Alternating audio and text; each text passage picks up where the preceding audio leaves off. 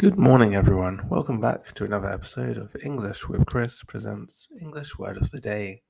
Today's word of the day is satire. Satire. Satire is a noun, and the definition: a literary work holding up human vices and follies to ridicule or scorn. Humor that is used to make fun of and often show the weaknesses of someone or something. So, for those of you that like to watch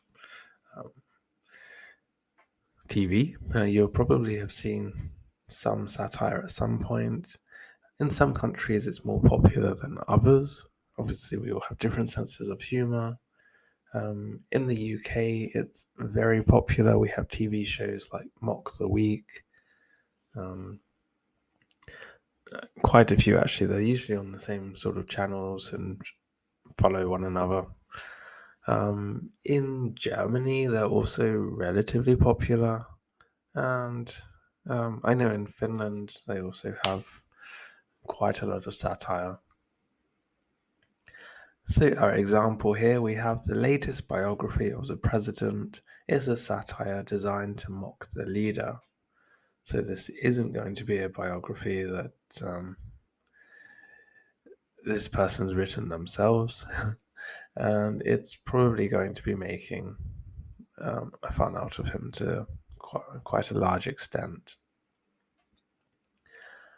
Now, we have many comedians often make use of satire to create jokes at their own expense.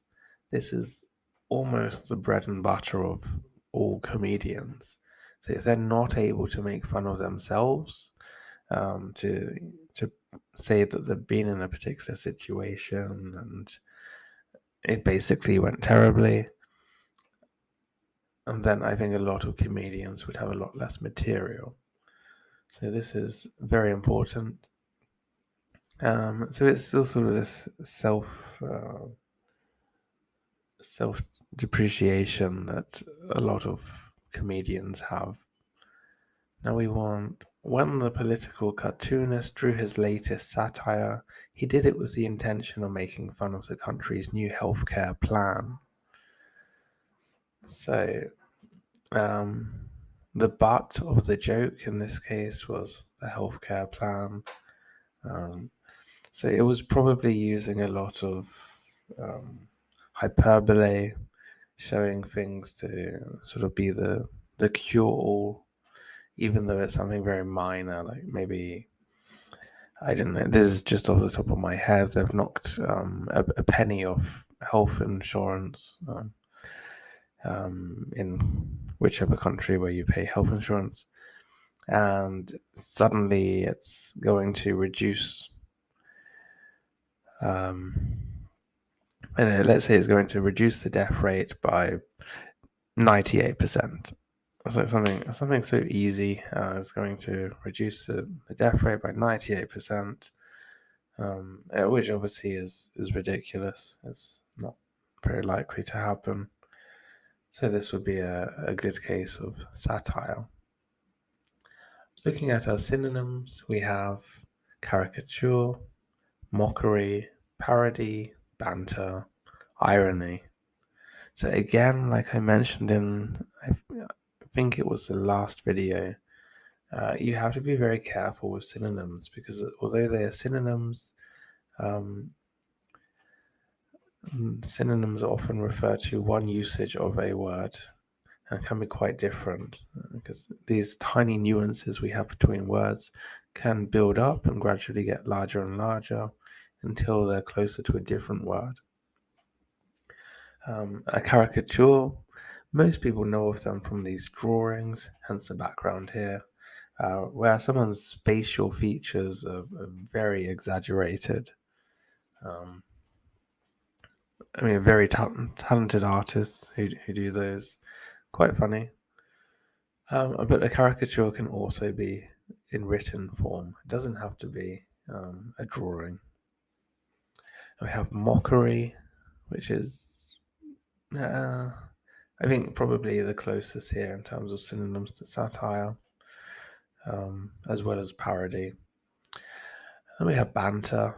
Banter it's a word that's gotten a lot more popular over the years. I think if we go back maybe even 5, 6 years, this word probably wasn't used so often.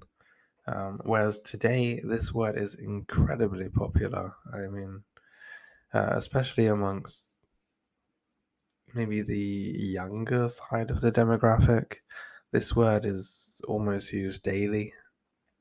Then we have irony. Irony, a word that's been around for a very long time.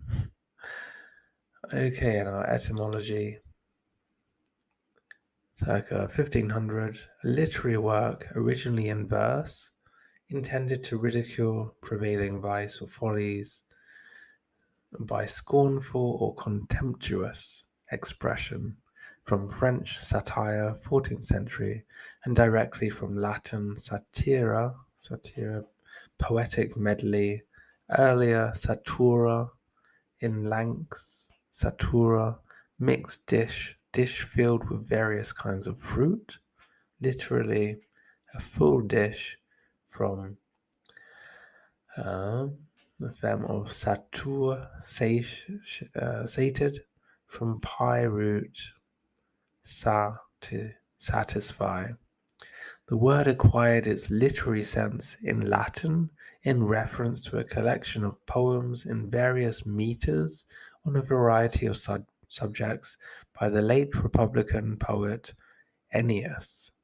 The little that survives of his verse does not seem particularly satiric, but in classical Latin the word was used, especially of a poem, which assailed various vices one after another.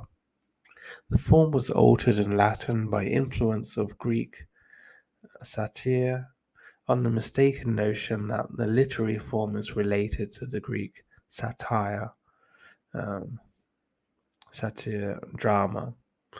Also see humor, and in modern general use, denouncing or deriding speech or writing full of sarcasm, ridicule, irony, etc., all of which can express satire, the broader meaning, fact, or circumstance that makes someone or something look ridiculous by the 1690s.